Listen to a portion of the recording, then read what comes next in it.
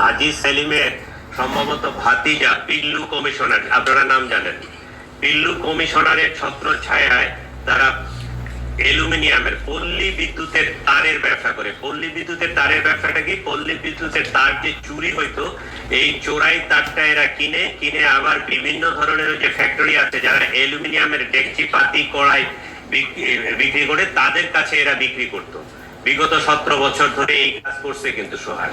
এই 5 আগস্টের পট পরিবর্তনের ফলে সে আবার তার ভুল পাল্টা এদিকে আসছে। এইখানে আরেকটা গ্রুপ এই ব্যবসার সাথে জড়াই গেছে।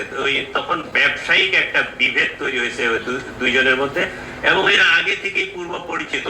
উভয় পক্ষই কিন্তু একে অপরকে চিনে, একে অপরকে জানে, এবং এলাকারই তারা ওই ব্যবসায়িক দ্বন্দ্ব এবং কুন্দল থেকেই এটা তাদের ব্যক্তিগত ব্যবসায়িক দ্বন্দ্ব, এই নির্বাচনকে প্রভাবিত করা বা সরকারকে বেকায়দায় ফেলানো বা অন্য কোনো উদ্দেশ্য নিয়ে আমরা তদন্তে যেটুকু পেরেছি।